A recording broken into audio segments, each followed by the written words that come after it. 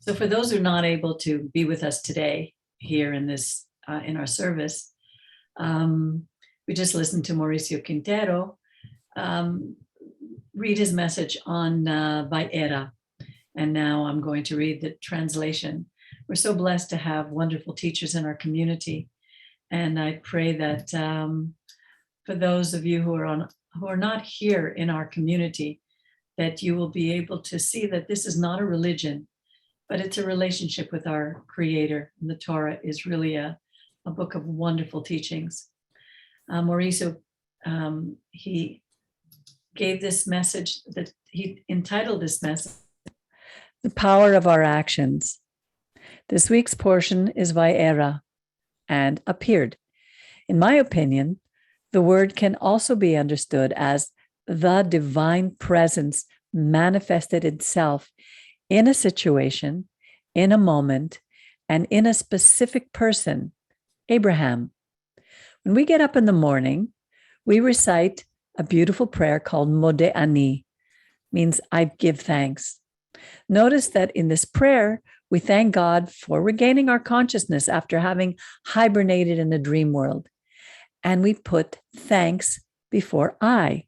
It is not Ani Modeh, but Modeh Ani.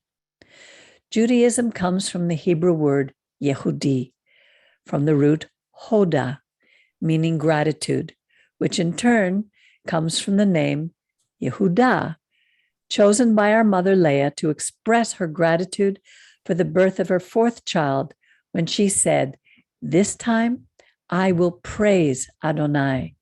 Therefore, she named him Yehudah. We read this in Bereshit 29:35. Giving thanks for everything is an integral part of Judaism. Rav Shaul, in his Messianic writings, spoke about the importance of being grateful, as we see in 1 Thessalonians 5:18. Give thanks in everything, for this is what God wants from you, who are of one mind with our Messiah Yeshua. Ephesians 5:20 says, always give thanks for everything to God the Father in the name, or as our Rabbi would say, in the merits of our Messiah Yeshua. And Asaph wrote in Tehillim 50:23, whoever offers thanksgiving as his offering honors me. Now let's go back a little to Parashat Noah to review Lech Lecha a little and to examine one of the key points for this teaching. It says in Bereshit 11:26-28, Terach lived 70 years and fathered Abram, Nachor, and Haran. Here is the genealogy of Terach. Terach fathered Abram, Nachor, and Haran. And Haran fathered Lot. Haran died before his father Terach in the land where he was born, in the Ur of the Kasdim. And in verse 30-31 says, Sarah was barren. She had no child. Terach took his son Avram, his son Haran's son Lot, and Sarai, his daughter-in-law, his son Avram's wife, and they left Ur of the Kasdim to go to the land of Canaan. When they came to Haran, they remained there. Now, without going into the Talmudic or Midrashic explanations on this passage, it's enough to read what it says in Joshua 24:2-3. Yehoshua said to all the people, this is what Adonai, the God of Israel, says. In antiquity, your ancestors lived on the other side of the Euphrates, Terach, the father of Abraham and Nahor, and they served other gods. I took your ancestors Abraham from beyond the river, led him through all the land of Canaan, increased his descendants, and gave him Yitzchak. By making a parallel of these passages, we see that God calls an entire family. But from all those who were called, only one person was able to settle down and fulfill his divine purpose. That was Avram. Avram, later Abraham, captured the voice of heaven, the Bat Kol. And this awakened certain characteristics within that made him an entirely different man in his time. Because in addition to invoking the divine name and bringing the concept of monotheism to the world, we see the personification of chesed in Abraham. Chesed is much more than charity. It embodies goodness, love in practice, faithfulness, unwavering and trustworthy love, loyalty, grace, acts of devotion, mercy, and even then, an exact definition of what this word encompasses still falls short. What I'm sure of is that chesed emulates the characteristics that are born of a grateful person. And as our Rabbi used to say, Hebrew language is pictorial. It is not conceptual. So to explain chesed, we must study how this quality was applied in the daily life of Abraham. From the passage of the portion of Noah, we see that Abraham adopts the son of his brother Haran, who is Lot, which coincidentally means hidden or veiled, giving us an idea that after his father died, Lot, as an orphan, was ignored. However, Abraham took him in as a son and chose to raise him until he became an independent man. According to many authors, the great chesed in this life is to take a child and adopt him, because not only is the responsibility of a father is assumed, but also a whole life is cared for, fed, clothed, covered in such a way that a human being can never repay this debt. And most importantly, it is done without expecting anything in return. We read in Bereshit 13:1 in Lech Lecha, Abram went up from Egypt, he, his wife, and everything he had, and Lot with him, into the Negev. That is, for Abram, Lot had become a son. In fact, Lot received blessings from heaven, thanks to Abram, as it says in Bereshit 13:5. Lot, who was traveling with Avram, also had flocks, herds, and tents. He had finally become a self-sufficient man, seeing himself as the potential heir of his uncle Abraham. This brings up the incident in which Lot, possibly thinking he would inherit all the assets of his uncle, who did not have children, acted disrespectfully by allowing his sheep to graze where Abraham's cattle were, displaying his ingratitude. Again, Abraham shows chesed by humbling himself before his nephew where it was not necessary and offering him peace. Verse 13:8 states, Avram said to Lot, please, let's not have quarreling between me and you, or between my herdsmen and yours, since we are kinsmen. And he, meaning Avram, offers to separate, going in the opposite direction, to preserve the shalom bayit, peace in the home. Bereshit 13:10 says, Lot looked up and saw that the whole plain of Jordan was well watered everywhere before Adonai destroyed Sodom and Gomorrah, like the garden of Adonai, like the land of Egypt in the direction of Tsoar.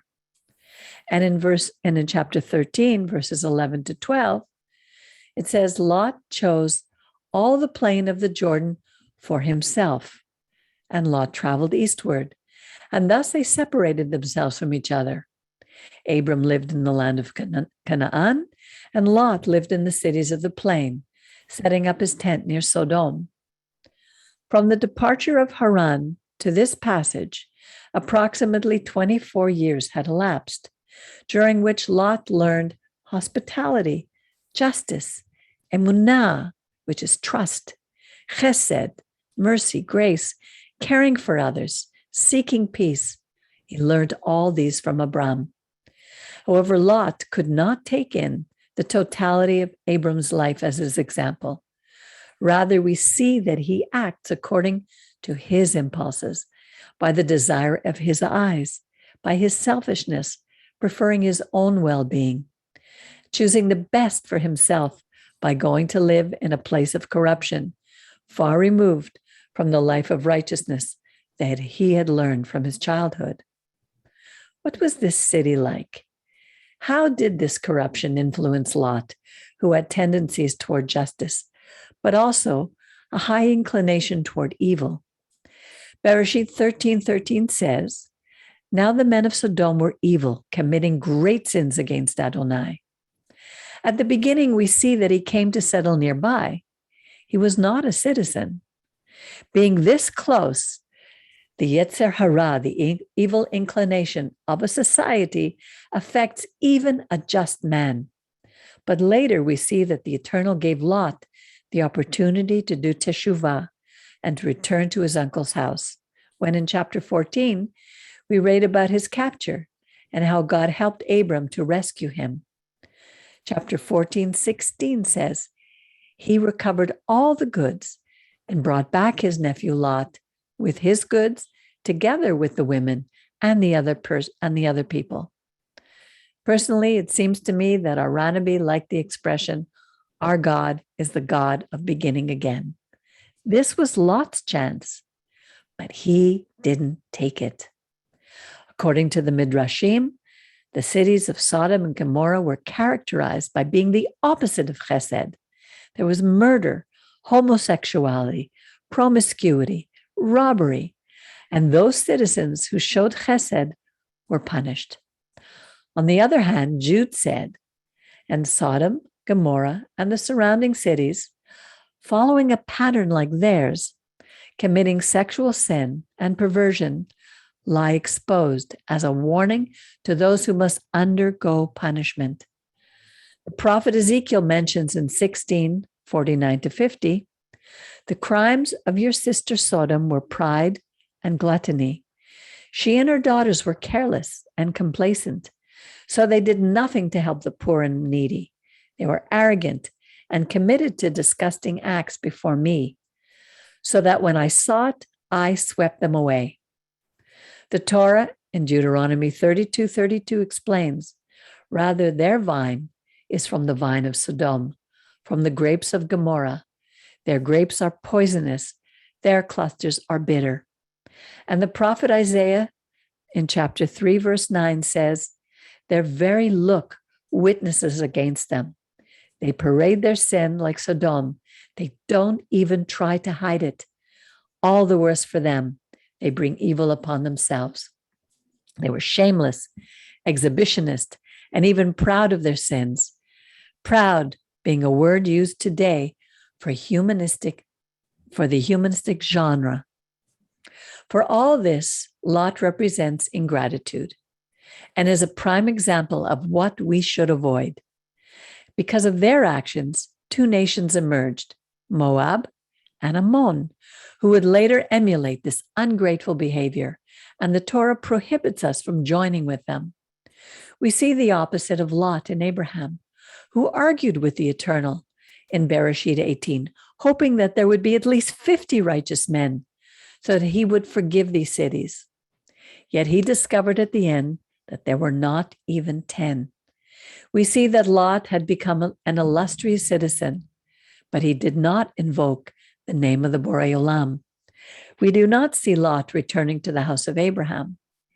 Rather, the Torah describes how Lot was influenced by the society of his day to understand his distorted acts of chesed. For example, Lot became a citizen, moved to the city, married a woman of Sodom, and had daughters.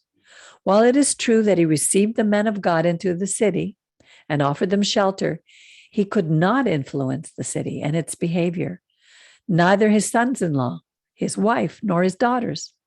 We observe that the Torah is specific in saying that the malachim, the angels, took them. In other words, it was not a voluntary and conscious decision for Lot to leave.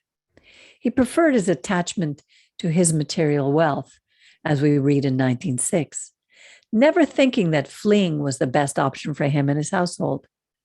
We see how he, in an act of misguided charity, even offered his daughters to be raped throughout the city in chapter 9, verse 8. And later, how midah keneged midah occurred, when his daughters also misguidedly raped their own father. In chapter 19, verses 31 to 38. In the verses above, we never see Lot thanking Abraham even once for interceding for him, for rescuing him, for having raised him, educating him, and giving him financial means. Later, we study how his descendants influenced Israel to fornicate with their daughters, commit idolatry, and how Balak, king of Moab, tried to curse Israel by hiring the prophet Bilam. The precious thing about this story is that God is the God of beginning again. And we see how a person who shows gratitude in the form of chesed can change his story, no matter his past. We read this in the story of Ruth, who broke this cycle of ingratitude and consequently brought King David from her womb. Now, on a neurological level, being grateful and showing chesed regulates our hypothalamus by generating dopamine. It produces the sensation of well-being, happiness, pleasure, and vitality. Being grateful reduces cortisol, the stress hormone, and stimulates the anterior cingulate cortex, which is linked to empathy and emotions, bringing physical, psychological, emotional health and well-being to our body and soul. Gratitude is not the same as giving a lip service thank you, which has the merit of showing that you're an educated person. To be a grateful person is to manifest gratitude through our actions, as we read in Psalms 42:4, 69 verse 30, chapter 95:2, chapter 104, chapter 147, 79, all of Psalms, and Isaiah 51:3, and Jeremiah 30 verse 19. This gratitude applies to our home life, to our community, to society at large, to ourselves, and to the eternal. Do we want the divine presence to manifest or appear to us? Let us begin by being truly thankful and by practicing chesed. Shabbat Shalom.